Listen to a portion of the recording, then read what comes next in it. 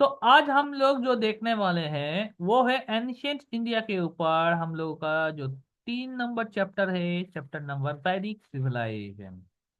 ठीक है, मतलब अब हम लोग आयरन एज में एंट्री लेने वाले हैं।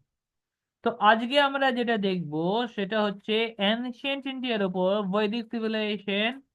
তার মানে আমাদের স্টোন এজ হয়ে গেছে, আমাদের আইভিসি হয়ে গেছে, আমাদের বৈদিক এজ হচ্ছে, মানে এবারে আমরা এন্ট্রি নিচ্ছি আমাদের আয়রন এজের মধ্যে।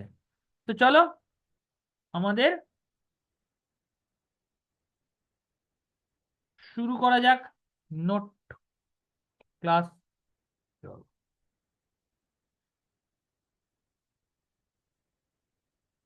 তো আজকে আমরা যেটা দেখবো সেটা হচ্ছে পার্ট 1। পার্ট 1-এ কি আছে? তাহলে পার্ট 1-এ बोलचे कि Harappan culture was followed by, चलो हड़प्पन कल्चर हम लोगों ने देखा था, उसके बाद ही हम लोगों का जो नया कल्चर हम लोग देखने वाले हैं, बाद नया चीजें देखने वाले हैं, वो है वैदिक कल्चर। कल्चर को एक और नाम से पुकारा जाता है कि वैदिक एज। ठीक है, वैदिक ए नाम क्यों? क्योंकि यहाँ पर वैदिक टेक्स्ट मिला था और इसी से हम लोग इस कल्चर के बारे में जान पाते हैं। यहाँ से क्या मिला था? वैदिक टेक्स्ट मिला था, और जिसके वजह से हम लोग इस एज के बारे में जान पाते हैं, इसीलिए इसको वैदिक एज भी कहा जाता है। However, archaeological sources have also supplemented the text, though not comprehensively. अब Indo-Aryan are believed to be the composer of the Vedic text। तो इंडो आर्यन, ठीक है, ये टर्म याद रखना, इंडो आर्यन, इनके द्वारा ही वे ये वैदिक टेक्स्ट बनाया गया था, वह लिखा गया था, वह कंपोज किया गया था। The term Indo Aryan is basically a linguistic term and refers to speak of a subgroup of the Indo-Iranian branch of the Indo-European family language। ठीक है, ज्यादा कुछ दिमाग लगाने की जरूरत नहीं है अभी। তো ঠিক আছে, তো এখানে আমরা কি দেখলাম? আমরা হরপ্পান কালচার, হরপ্পান কালচারের পরে যে কালচারটা আমরা পড়তে যাচ্ছি সেটা হচ্ছে বৈদিক এজ। বৈদিক কালচার, বৈদিক কালচারের আরেকটা নাম হচ্ছে বৈদিক এজ। কেন এটাকে বৈদিক এজ বলা হচ্ছে? না, এইখানে আমাদের বৈদিক টেক্সট গুলো পাওয়া গেছে। এই বৈদিক টেক্সট গুলো থেকে এই কালের আমরা সম্বন্ধে জানতে পারি, সেই জন্য এটাকে বৈদিক এজ বলা হচ্ছে। এই যে বৈদিক টেক্সট আমরা পড়লাম, দেখতে নামটা দেখলাম, তো এই বৈদিক টেক্সট কে কম্পোজ করেছে? যদি কম্পোজারের ক্ষেত্রে বলা হয় তো বলা হচ্ছে ইন্দো আরিয়ান বা আরিয়ান যারা তারা নাকি এটা কম্পোজ করেছিল। ঠিক, এই ইন্দো আরিয়ান এই যে টার্মটা যেটা রয়েছে, এটা একটা লিঙ্গুইস্টিক টার্ম। ঠিক আছে, এটা ইন্দো ইরানিয়ান ব্রাঞ্চের Indo European family of language কে এটা ফলো করছে বলছে। নেক্সট দেখবো যে ঋগ্বেদ বলছে composer describe themselves as Arya. তাহলে ঋগ্বেদে যারা কম্পোজার ছিল, ঋগ্বেদে যারা কম্পোজার আছে তারা নিজেদের কি বলছে? নিজেদেরকে আরিয়া বলছে, আরিয়। ঠিক আছে, আচ্ছা, আরিয়া এর মানেটা কি? এ কালচারাল এথনিক টার্ম, এটা একটা, ঠিক আছে, কালচারাল এথনিক একটা টার্ম। এটা আসছে, আর মিনস হচ্ছে কাল্টিভেটেড। আর আর মানে হচ্ছে কাল্টিভেটেড, ঠিক আছে, হচ্ছে আমাদের কাল্টিভেট করা, কৃষি কাজ করা। নামটা মনে রাখবে, ঠিক আছে, এই নামগুলো মনে রাখবে, কেন কি এক্সামে কোশ্চেন দিতে পারে। আর মিনস কি বা আরিয়া মিনস কি? Literally meaning Kingsman or companion. Kingsman literally এর মিনিং কি না? কিংসম্যান দাঁড়াচ্ছে আর হতে পারে। এবার বলছে সংস্কৃতের ক্ষেত্রে, সংস্কৃতের যদি আমাদের বলা হয়, সংস্কৃতের ক্ষেত্রে যদি আমাদের এটা বলা হয় যে সংস্কৃতের ক্ষেত্রে কি হতে পারে, তাহলে সংস্কৃতে বলছে it means ফেভারেবলি dispose the Nobel. সংস্কৃতের মানে কি দাঁড়াচ্ছে? ম্যান অফ গুড ফ্যামিলি, মানে সংস্কৃতে আর্য কথার অর্থ হচ্ছে noble. There is still no consensus of the original home of Aryan. আরিয়ানদের অরিজিনাল হোম সম্বন্ধে সেরকম ভাবে আমরা কিছু জানি না, বাট ডিফারেন্ট ডিফারেন্ট থিওরিজ রয়েছে, সেই থিওরি গুলো সম্বন্ধে আমরা নিচে আলোচনা করব। तो हम लोग ने इस पैराग्राफ से क्या देखा कि हम लोगों ने देखा जो ऋग्वेद का जो कंपोजर है, ऋग्वेद जिसने बनाया है, उन उनके हिसाब से वो लोग है आर्यन। ठीक है, वो है आर्यन। आर्यन का मतलब है ये एक कल्चरल और एथनिक टर्म है जिसका आर मतलब है कल्टिवेटेड। ठीक है, लिटरली अगर इसका मीनिंग दिखा जाए आर्यन का तो ये है नाम है किंग्समैन और कंपेनियन के नाम से आ सकता है। संस्कृत वर्ड आर्यन का मतलब निकाला है नोवेल। तो दो तीन नाम हम लोगों ने यहां से देख लिया। अब क्या बोला गया है, ओरिजिनली बोल रहा है कि आर्यन कहां से आया, इसके बारे में किसी के पास कोई ठोस सबूत तो नहीं है, लेकिन बहुत सारा थ्योरी है। अब ये थ्योरी से हम लोगों को क्वेश्चन पूछा जाए, एक तो नाम से क्वेश्चन पूछा जाता है, नाम का मतलब बताओ, और एक ऊपर आ गया इसका थ्योरी। तो चलो थ्योरी देख लेते हैं। तो थ्योरी में थ्योरी में सबसे ज्यादा क्वेश्चन पूछा जाता है मैक्स मूलर वाला थ्योरी कि सेंट्रल एशिया से।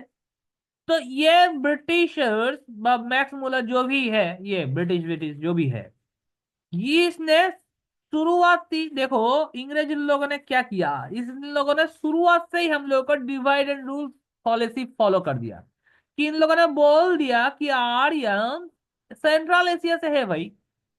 मतलब इन इसके हिसाब से आर्य भारत का है ही नहीं, वो बाहर से आया है। अच्छा, बहुत बढ़िया है।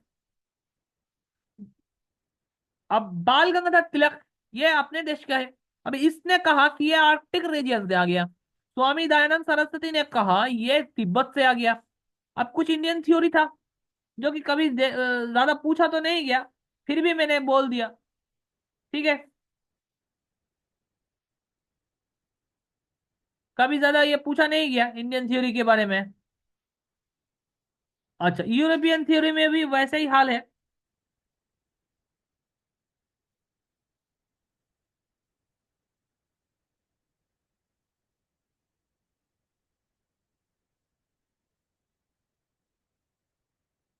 मतलब ये जैसे सर विलियम जोन्स है, 1786 में ये इसने थ्योरी दिया। ग्लिन्स हंगरी से आया, ग्लिन्स के हिसाब से हंगरी से आया। तो ये सब लोगों के द्वारा बोला गया थ्योरी है। ज्यादा तो सेंट्रल एशिया वाला, आर्कटिक रीजन, तिब्बत वाला। अब ऐसा नहीं कि हम सर ने बोला कि वही इंपॉर्टेंट है तो चलो वही पढ़ लेते हैं बाकी सब छोड़ देते हैं, नहीं ऐसा मत करना। पढ़ के पढ़ लियो, ठीक है, पढ़ के जाइयो, क्योंकि पता नहीं क्वेश्चन क्या देगा। मैं सभी स्टेट का, पीएससी का, एसएससी का सब तो क्वेश्चन करूंगा, तब देख लेना। ठीक है, तो ये दोनों चीजें पढ़ लेना फिर, जिससे कि क्वेश्चन ना छूट पाए। তাহলে আমি কি বললাম, থিওরি দিচ্ছে, থিওরিতে কি দিচ্ছে, সেন্ট্রাল সেন্ট্রাল এশিয়া থিওরি, যেমন ম্যাক্স মুলার। তো এই থিওরিটা সব থেকে বেশি ইম্পর্টেন্ট একটা থিওরি, অনেকবার এটা কোশ্চেন এসছে। আর্কটিক রিজিয়ন জিজ্ঞাসা করে বাল গঙ্গাধর তিলক, তিব্বতটা অনেক সময় জিজ্ঞাসা করে থাকে স্বামী দয়ানন্দ সরস্বতী। এবারে এরপরে কিছু ইউরোপিয়ান থিওরি, ইন্ডিয়ান থিওরি রয়েছে, আর কিছু ইউরোপিয়ান থিওরি রয়েছে। তো এই যে ইন্ডিয়ান থিওরি আর ইউরোপিয়ান থিওরি এই দুটো থিওরি একটু একটু করে সবাই সবকিছু দেখে নেবে, কে কোনটা কি বলেছে। অনেক সময় হতে পারে কোশ্চেন জিজ্ঞাসা করে বসলো, ঠিক আছে, তো রিস্ক কেন নেবো, পড়ছি যখন টোটালটাই পড়বো, তাই না? তো এই যে দুটো জায়গা তোমরা পড়বে। হ্যাঁ, এমন নয় যে আমি বলে দিলাম যে এই তিনটে ইম্পর্টেন্ট, তো তিনটাই পড়ে নিলাম শুধু, বাকি ছেড়ে দিয়ে চলে গেলাম, এরকম পড়ো না, ওটাই পড়ে লিও। নেক্সটে যাব। নেক্সটে কি বলছে, the earliest Aryan lived in the land, কোথায় আর্যরা প্রথম ফার্স্ট যে বসতি স্থাপন কোথায় করেছে, Sapta Sindhu. Sapta Sindhu, land of seventh river. Land of seventh river কি কি রয়েছে। আমি ये কোশ্চেন না, এখানে এখানে না কোশ্চেন গুলো জিজ্ঞাসা করে কিরকম। সিন্ধু নদীর নাম কি, বর্তমান নাম ইন্দাস রিভার। আর এর মোমেন্ট ট্রিবিউটারি। বিতস্তা এর বর্তমান নাম কি? বিপাশার বর্তমান নাম কি? আমাদের চেনাবের বর্তমান আগের নাম কি ছিল? পুরুষিনীর আগের বর্তমান নাম কি? সতলেজের আগের নাম কি ছিল? সরস্বতী আগের নাম কি ছিল? বা মডার্ন নেম কি ছিল? মডার্ন নেম কি আছে? তো এই কোয়েশ্চেন গুলো কিন্তু এক্সামে জিজ্ঞাসা করে। সে এবারে এই ব্যাপারটা, সমস্যাটা কোথায়? সমস্যাটা হচ্ছে এই যে পোর্শনটা রয়েছে, এই পোর্শনটা ইন্ডিয়ান রিভার সিস্টেমেও কিন্তু কোশ্চেনটা আসে।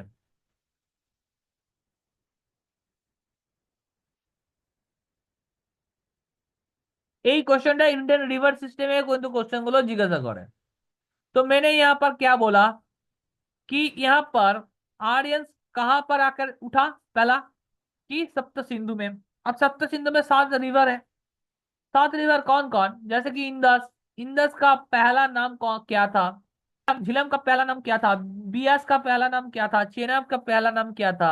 रवि का पहला नाम क्या था? पुरुषिनी। सतलज का पहला नाम क्या था? शतुद्रु। तो ये सारे के क्वेश्चन ना पूछा जाता है। अब ये पूछा जाता है कहाँ पर? इंडियन रिवर सिस्टम में बहुत बार पूछा गया है। ठीक है, इंडियन रिवर सिस्टम में ये क्वेश्चन पूछा जाता है। तो इसको याद रखियो। ठीक है, हो सकता है 25 तारीख को इंडियन रिवर सिस्टम में ये क्वेश्चन पूछ लिया जाए, तो इसीलिए इसको याद रखियो। ठीक है, चलो आगे जाची।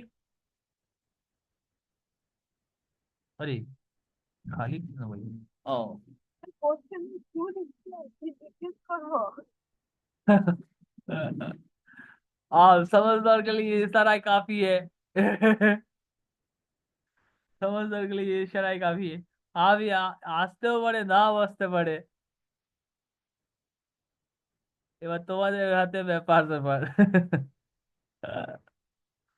যাই হোক, এরপরে वैदिक एज वाज बिटवीन। वैदिक एज কোথা থেকে কত দূর? हाँ बोलो बोलो। हाँ खुद समझ में आ गया। वो तो मुझे नहीं पता कल आएगा क्वेश्चन नहीं आएगा, लेकिन फिर भी चलो दे दिया। अब वैदिक एज। वैदिक एज कहाँ से कहाँ तक है? टाइम पीरियड बताओ। 1500 से लेकर 600 बीसी तक इसका टाइम पीरियड मापा जाता है। ठीक है, ये इसके बाद इंडस वैली सिविलाइजेशन का बाद सबसे मेजर सिविलाइजेशन था। अब ये वैदिक एज का वही चीजें है कि नाम इंडो आर्यन से पड़ा, स्टार्ट इंडो आर्यन से हुआ था, आर्यन से हुआ था। अब इसको दो हिस्सों में डिवाइड किया जा सकता है। कौन सा कौन सा? एक तो है अर्ली वैदिक पीरियड, जो कि 1500 से 1000 बीसी तक है, जिसको ऋग वैदिक पीरियड बोला जाता है। दूसरा में लेटर वैदिक पीरियड, जो कि 1000 से लेकर 600 बीसी तक रहता है। अब 600 बीसी में क्या हुआ? 600 बीसी में वैदिक एज कन्वर्ट होकर, वैदिक एज से हम लोग कन्वर्ट होंगे महाजनपद में। यानी कि 600 बीसी में, 600 बीसी में हम लोग कहाँ क्या पढ़ेंगे? महाजनपद। तो वो तो हम लोग उसमें पढ़ेंगे, अभी हम लोग छोड़ देते हैं। তো এখানে আমরা কি দেখলাম? এখানে আমরা দেখলাম যে বৈদিক এজের যে টাইম পিরিয়ড সেটা বলছে 1500 থেকে 600 বিসি পর্যন্ত রয়েছে। ইন্দাস ভ্যালি সিভিলাইজেশনের পরে সব থেকে বড় সিভিলাইজেশন এনশিয়েন্ট ইন্ডিয়াতে। ওই নেম কিভাবে এলো? ভেদাস এখানে, এখানে ভেদাস বা বেদ এখানে কম্পোজ করা হয়েছিল, তাই নাম হচ্ছে বৈদিক এজ। যাই হোক, এই যে গোটা পিরিয়ডটা আছে বৈদিক সিভিলাইজেশন, এই পিরিয়ডটাকে দুটো ভাগে ভাগ করা যাচ্ছে। এক তো হচ্ছে আমাদের আর্লি বৈদিক পিরিয়ড, আর এক হচ্ছে আমাদের লেটার বৈদিক পিরিয়ড। আর্লি বৈদিক পিরিয়ড হচ্ছে 1500 থেকে 1000 বিসি, আর লেটার বৈদিক পিরিয়ড হচ্ছে 1000 থেকে 600 বিসি। তো এরপরে আমরা নেক্সটে যাব। এবার हम लोग जाएंगे आएंगे वैदिक लिटरेचर में।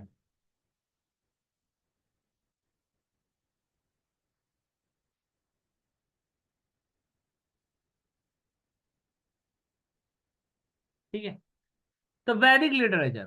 अब वैदिक लिटरेचर, वेद का मीनिंग पूछा जाता है कभी कभी। तो वेद का मीनिंग से नॉलेज। ठीक है, इसको याद रखियो। वेद का जो मतलब बन के आया वो है हो गया नॉलेज, वेद का मतलब। अब वैदिक लिटरेचर और most important sources of knowledge about the. अब वैदिक लिटरेचर से हम लोग किसको पता कर सकते हैं? आर्यन और वैदिक पीरियड्स को हम लोग पता कर सकते हैं, आर्यन के बारे में। और वैदिक literature had grown in the course of many centuries and was handed down from the generation to generation by the word of mouth। अब ये जो लिटरेचर है ना, ये लिटरेचर एक जनरेशन से दूसरे जनरेशन तक पहुंचता कैसे था? माउथ टू माउथ से, माउथ, वर्ड ऑफ माउथ से। ठीक है, मुंह जबानी एक जनरेशन से दूसरे जनरेशन तक ये पहुंचता था, इसीलिए इसको श्रुति कहा जाता है। इसका और एक नाम था, नाम है श्रुति। ठीक है, क्वेश्चन पूछा जा सकता है श्रुति। तो फोर जो मेन वेद है वैदिक लिटरेचर में, कौन सा है? एक तो हो गया ऋग्वेद, और यजुर्वेद, सामवेद, अथर्ववेद, बाकी है तीन। ठीक है, यजुर्वेद, सामवेद, अथर्ववेद। तो पहला वाला जो कल हम लोगों ने देखा, ये वाला अर्ली वैदिक पीरियड, यानी कि ऋग वैदिक हो गया आपका। जो जब ऋग वेद के बारे में हम लोग पढ़ेंगे, इसका मतलब वो अर्ली वैदिक पीरियड में बन के तैयार हुआ। जब यजुर्वेद, सामवेद और अथर्ववेद हम लोग पढ़ रहे हैं, तो ये मान के चलो ये लेटर वैदिक पीरियड में ये बन के तैयार हुआ था। अर्ली वैदिक पीरियड में तीन वेद बन के तैयार हुआ, यजुर्वेद, सामवेद, अथर्ववेद। ठीक है, তো আমি এখানে কি বললাম? বৈদিক লিটারেচারে বেদ মানে হচ্ছে নলেজ। বৈদিক লিটারেচার থেকে আমরা কি কি জানতে পারছি? তো একটা হচ্ছে সোর্স অফ নলেজ সম্বন্ধে, কাদের নলেজ সম্বন্ধে ভাই? আর্য এবং আমাদের বৈদিক পিরিয়ড সম্বন্ধে আমরা এখান থেকে জানতে পারছি। ভালো কথা। এই যে বৈদিক লিটারেচার, এই লিটারেচার বলছে একটা জেনারেশন থেকে আরেকটা জেনারেশনে শুনে শুনে মুখস্থ রাখতো, তো এর ফলে এর নাম ছিল শ্রুতি। জিজ্ঞাসা করতে পারে কোশ্চেন। তো বেদ, বৈদিক লিটারেচারে চারটে বেদ আমরা পড়ছি। চারটে বেদ কি কি? ঋগ্বেদ, সামবেদ, যজুর্বেদ, অথর্ববেদ। তো যেটা ঋগ্বেদ সেটা হচ্ছে আমাদের ফার্স্ট টাইম পিরিয়ডে তৈরি হয়েছিল, যেটা আর্লি বৈদিক পিরিয়ডে আমরা এটা পড়বো। যখন ঋগ্বেদ আমরা পড়ছি তার মানে সেখানে দেখবে আর্লি বৈদিক পিরিয়ডে ঋগ্বেদ তৈরি হয়েছে। বাকি যে তিনটে আছে, সামবেদ, অথর্ববেদ, যজুর্বেদ, এই তিনটে আমরা দেখবো যে ল্যাটার বৈদিক পিরিয়ডে তৈরি হয়েছে। তো আমরা যখন বেদ চারটে পড়বো তো চারটে একসাথেই পড়বো। বাকি তিনটে মনে রাখবে ল্যাটার বৈদিক পিরিয়ডে তৈরি হয়েছে। ঠিক, এবারে আমরা আগে আসছি। আগে এসে আমরা কি পড়ছি না, ঋগ্বেদ আমরা এবারে পড়বো, ঋগ্বেদ সম্বন্ধে।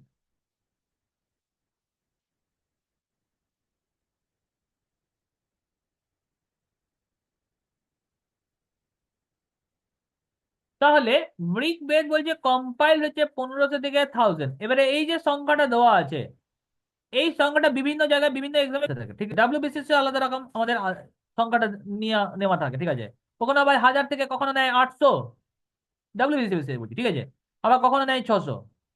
তো এখানে এই সংখ্যাটা এরকম রকমের। তো আমরা যখন প্রিভিয়াস ইয়ার কোশ্চেন গুলো দেখবো তখন আমরা এটা জিনিসটা নিয়ে শর্ট আউট করবো। ঠিক আছে, এটা কোথায় মেনলি আমাদের দেখতে পাই সংখ্যাটা? ডাব্লিউবিসিএস এ। বিটা কেমন হয়ে গেল বেশ, একটু দাঁড়াও।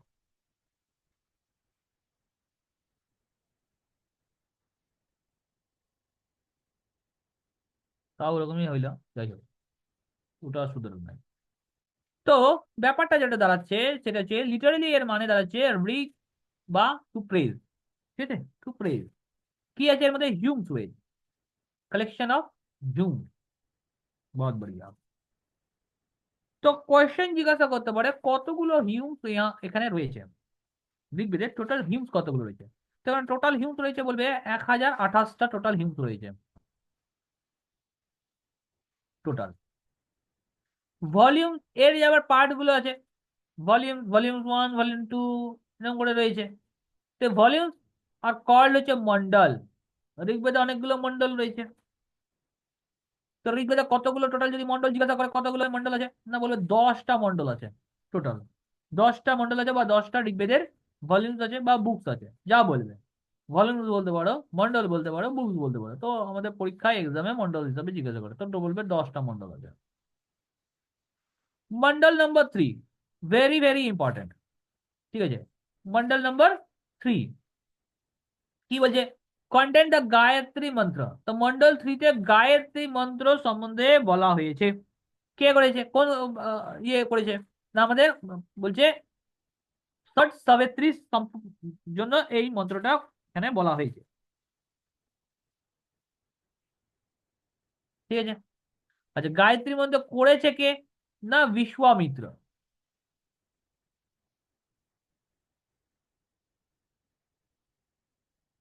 বিশ্বাमित्रा। ठीक है। তো এটা করেছে কে, বিশ্বামিত্রা। ঠিক আছে। তাহলে বিশ্বামিত্র এটা করেছে। আমাদের গায়ত্রী মন্ত্রটা কে লিখেছে বলবে, বিশ্বামিত্র। কোন দেবতার উদ্দেশ্যে, না আমাদের সাবিত্রীর উদ্দেশ্যে, সূর্য দেবতা সাবিত্রী। ঠিক। আচ্ছা, যদি এর ঋষি বা এক্সপার্ট জিজ্ঞাসা করে, এক্সপার্টটা কে, তো বলবে হোতা বা হোত্রী। ঠিক আছে। আর কোথাও কোথাও এটাকে মৈত্রীয় লেখা থাকে। আর যদি মন্ডল জিজ্ঞাসা করে, আর্লিয়েস্ট মন্ডল, তাহলে আর্লিয়েস্ট মন্ডল বলবে 2 থেকে। এটার আরেকটা নাম হচ্ছে ফ্যামিলি বুক, যেটার আজ পর্যন্ত এটাকে বলা হয় ফ্যামিলি বুক। মন্ডল 9, 9 নম্বর মন্ডলে, 9 নম্বর মন্ডলে সোমা হিউমসে লেখা আছে, সোমা দেবী সম্বন্ধে এখানে লেখা আছে। 1 থেকে 10, কি বলা, 1 এবং 10 নম্বর মন্ডল। এটা হচ্ছে পরবর্তীকালে এটা অ্যাড করা হয়েছে। ঠিক আছে। লেটার এডিশনে না পুরুষ সুক্তার সম্বন্ধে এখানে বলা হয়েছে। পুরুষ সুক্তা এটার সম্বন্ধে এখানে বলা হয়েছে। আচ্ছা, যে পুরুষ সুক্তাতে আমাদের এক্সপ্লেন করা আছে 4টে বর্ণ। পুরুষ কি এক্সপ্লেন এখানে করা আছে। 4টে বর্ণ আমরা পরবর্তীকালে আসবো, 4টে বর্ণ কি কি আমরা দেখবো। আচ্ছা, 10 নম্বর পয়েন্টে আমরা দেখবো যে ঋগ্বেদের যে আয়ুর্বেদা, ঋগ্বেদের উপবেদের নাম হচ্ছে আয়ুর্বেদা। এবার এইটাকে নিয়ে অনেক সময় কনফিউশন হয়। ঠিক আছে। একটা আছে অথর্ববেদ ও আয়ুর্বেদা। ঠিক আছে। অনেক সময় ওইটা নিয়ে কোশ্চেন আমাদের দেখবো, কোশ্চেন প্রিভিয়াস ইয়ারে কোশ্চেন কি জিজ্ঞাসা করেছে সেটা নিয়ে আমরা পরে ডিসকাস করবো।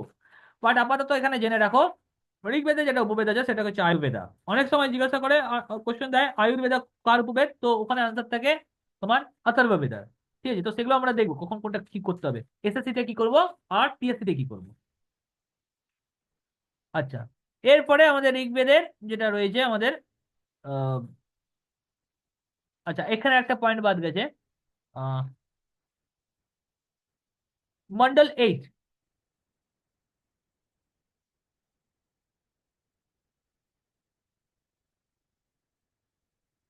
12 নম্বর পয়েন্ট দিয়ে দিচ্ছি। হ্যাঁ,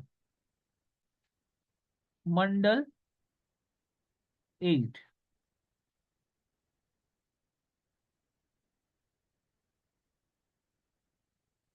মন্ডল 8-এ বলা হয় যে মোস্টলি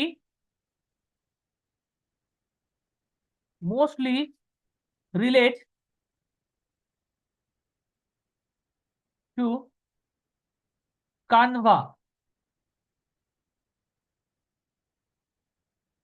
কানভাস ফ্যামিলি।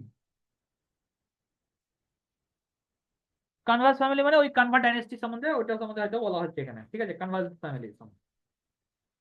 तो यहाँ पर मैंने क्या क्या बोला, यहाँ पे मैंने बोला सबसे पहले हम लोग आए ऋग्वेद में।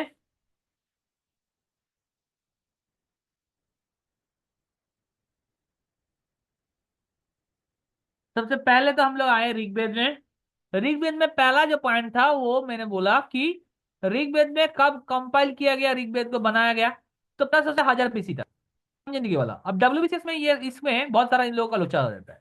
ये लोग ऐसा नहीं पूछते, ये लोग पूछते क्या 800 साल में, 600 साल में कब बना था ये ऋग्वेद। अब डब्ल्यूबीसीएस पता नहीं उन लोगों को क्या पागलपंती चला हुआ है, तो वो 800 और 600 ये ऐसा ऑप्शन लेते हैं। तो हम लोग जब करेंगे क्वेश्चन आंसर वो देख लेंगे। ठीक है। अच्छा, लिटरली इसका जो मीनिंग है वो है रिग और टू प्रेज। और इसमें एक क्या रहता है, ह्यूम का कलेक्शन रहता है, ह्यूम। तो यहाँ पर कितना ह्यूम्स के बारे में बोला गया टोटल, 1028 ह्यूम्स के बारे में यहाँ पर बोल। इसमें यहाँ पर कितना मंडल है, तो 10 ठो मंडल है यहाँ पर। ठीक है, 10 ठो मंडल है ऋग्वेद में। मंडल नंबर 3 में, अब मंडल नंबर 3 में क्या बोला गया है, मंडल नंबर 3 में गायत्री मंत्र के बारे में बोला गया है। अब ये गायत्री मंत्र किसने बनाया? विश्वामित्रा ने। ठीक है, अब तुम्हें पढ़ा कौन रहा है? राहुल मित्रा। गायत्री मंत्र लिखा किसने? विश्वामित्रा ने। तो किसके उद्देश्य से लिखा है? तो सूर्य का देवता था सावित्री, उनके ऊपर ये लिखा गया है गायत्री मंत्र। ठीक है, अच्छा, बहुत बढ़िया।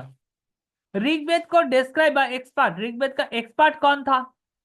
एक्सपर्ट अगर पूछा जाए तो होता होत्रा बा होत्री। अब कहीं कहीं जगह पे हो सकता है मोइत्री भी लिखा हुआ होता देना।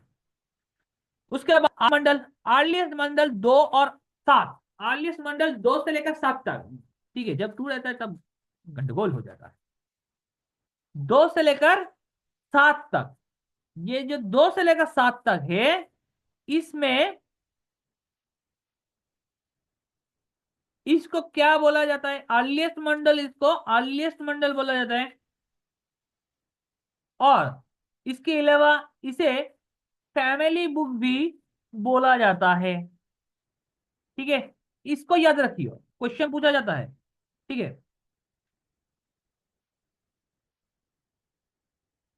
अच्छा, इसके बाद मंडल 9th में,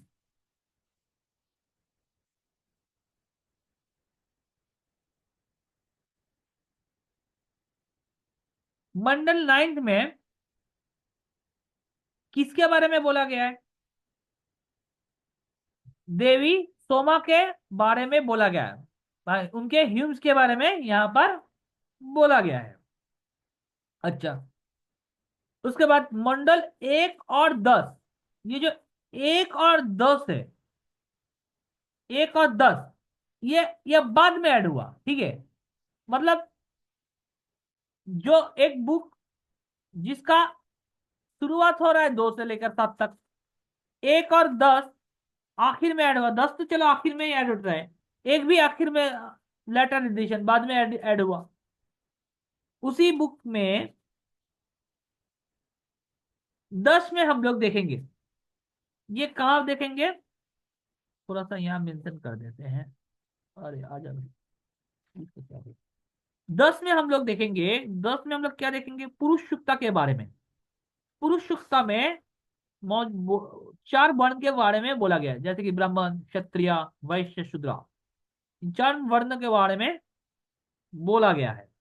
ठीक है, तो मंडल 10 के पुरुष सूक्त में 4 वर्ण, तो उसका 4 वर्ण के बारे में हम लोग तो पढ़ेंगे।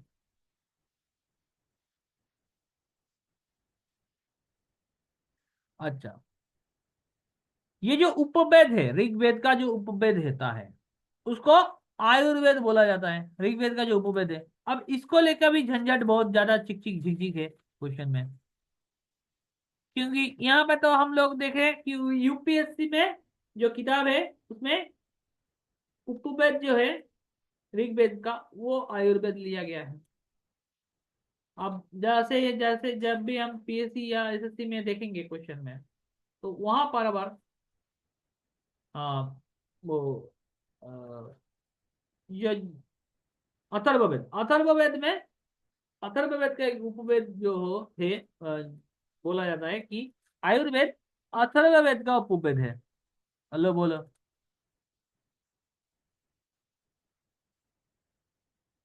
तो ये झिकझिक झिकझिक इन लोगों का हमेशा रहता हुआ।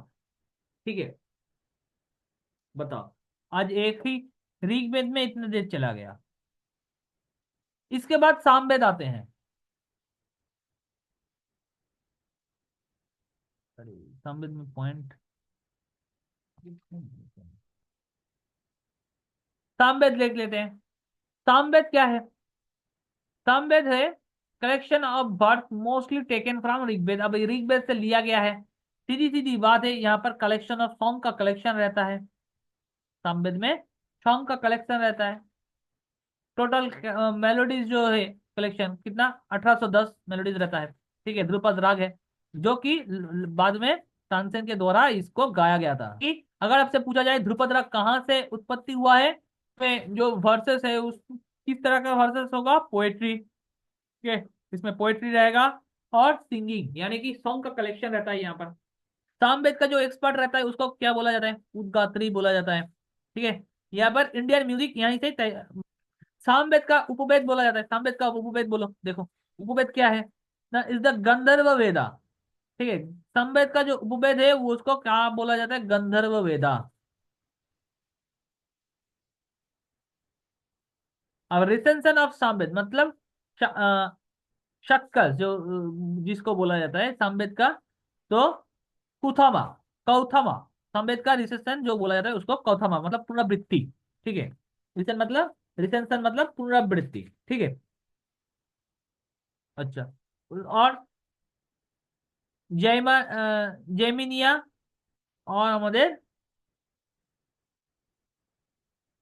राना राना रानायानिया। ठीक है, रानायानिया, रानायानिया। तो ये तीनों चीजें हैं। एक तो हम लोग सामवेद का ऊपर देख लिया, गंधर्व वेदा।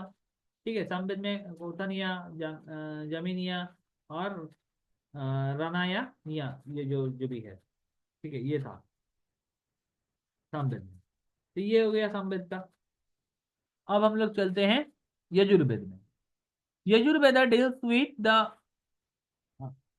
Procedure for the performance of the sacrifice. तो यहाँ पर सैक्रिफाइस के बारे में बोला जाता है, इसके बारे में बोला गया है कौन से चीज से डील किया जाता है। तो सैक्रिफाइस एक तो शुक्ला यजुर्वेदा और कृष्णा यजुर्वेदा।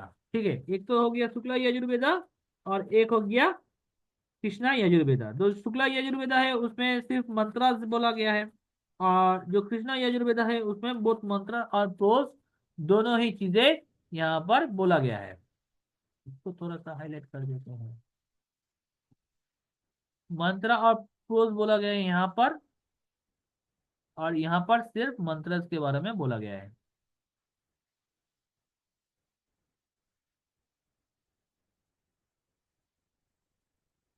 ठीक है। इसका जो उपवेद है वो धनुर्वेदा इसको बोला जाता है। ठीक है, यजुर्वेद का उपवेद। अब लास्ट में है Atharvaveda. Atharvaveda is a collection of magical spell और चार्म। तो इसको याद रखना कि अथर्ववेदा में क्या बोला जाता है? मैजिकल स्पेल और चार्म। ठीक है, मंत्र तंत्र की शक्ति के बारे में यहाँ पर बोला जाता है। ठीक है। इसके जरिए इविल स्पिरिट को हटाया बुलाया जा सकता है, डिजीज को हटाया जा सकता है। ठीक है। तो ये सब के बारे में बोला जाता है। ये लास्ट वेद है, और इसे नॉन आर्यन वर्ग बोला जाता है। नॉन आर्यन वर्ग इसका है अथर्ववेद। तो इसमें 711 ह्यूम्स है। इट कंटेंट द गोपथ ब्राह्मण, इसमें गोपथ ब्राह्मण जुड़ा हुआ है।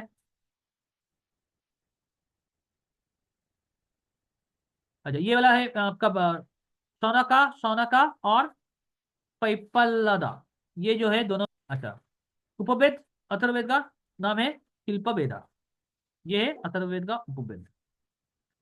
তো हम लोगों ने চারটা বেদ দেখে, তো চারটা আমরা বেদ দেখলাম, যেটা একটা হচ্ছে ঋগ্বেদ। ঋগ্বেদ তো আমি আগেই বলে দিয়েছি। সামবেদ, সামবেদের একবার বলে দিই। সামবেদ হচ্ছে পোয়েট্রিক নেচার, আমাদের যেটা ভার্স রয়েছে, আমাদের কালেকশন রয়েছে আমাদের আহ, তোমার 1810টা মেলোডিজ মতন রয়েছে। এখানে ধ্রুপদ রাগ একটা উৎপত্তি সামবেদ থেকে। কে গেয়েছে যদি জিজ্ঞাসা করে, তানসেন গিয়েছে। উপবেদে আমাদের সামবেদে যেটা উপবেদ সেটা হচ্ছে গন্ধর্ব বেদা।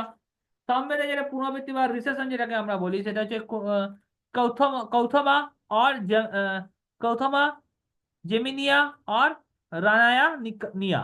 তো ये তিনটে হয়ে গেল। আচ্ছা, কালেকশন হচ্ছে সঙ্গের কালেকশন আছে, এক্সপার্ট বলা হয়, উদ্গাত্রীকে এক্সপার্ট বলা হচ্ছে, আর ইন্ডিয়ান মিউজিক এখান থেকে আমাদের তৈরি হচ্ছে। यजुर्वेद, यजुर्वेद ডিলস করছে আমাদের পারফরম্যান্স অফ স্যাক্রিফাইস। यजुर्वेद থেকে ডিলস হয়। দুটো ভাগে ভাগ করা হয়েছে, একটা শুক্লা यजुर्वेद যেখানে মন্ত্র সম্বন্ধে বলা হয়, এটা হচ্ছে কৃষ্ণা यजुर्वेद যেখানে মন্ত্র এবং প্রোজ দুটো সম্বন্ধে এখানে বলা হয়েছে।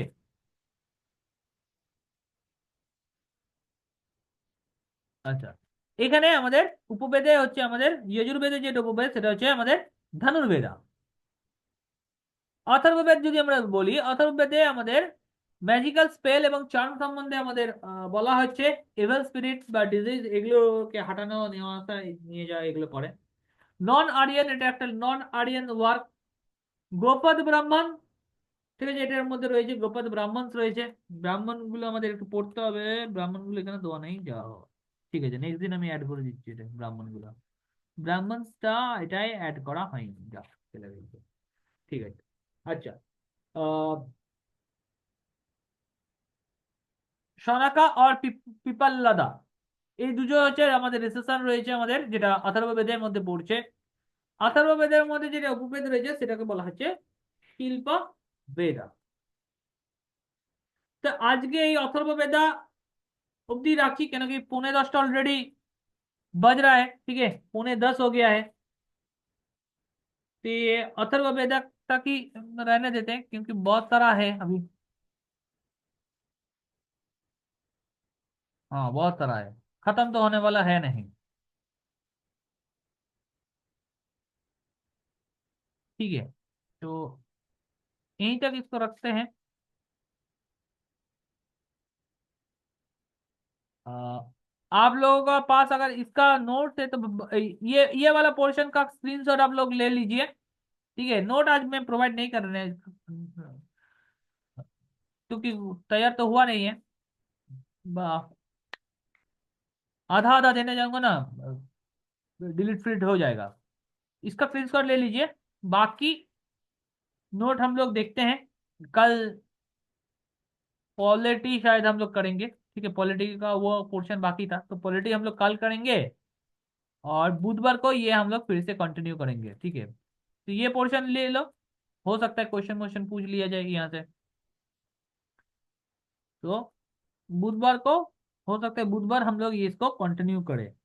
और वो ब्राह्मण ऐड नहीं किया गया, मैंने थोड़ा सा मिस हो गया ब्राह्मण वाला, कि कहाँ पर कौन सा ब्राह्मण है, कौन सा वेद में कौन सा ब्राह्मण है, वो ऐड नहीं, ऐड ऑन करना होगा।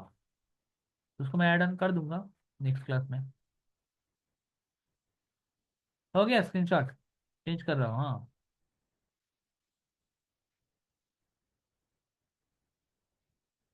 वैसे भी आप लोग अभी इसको तो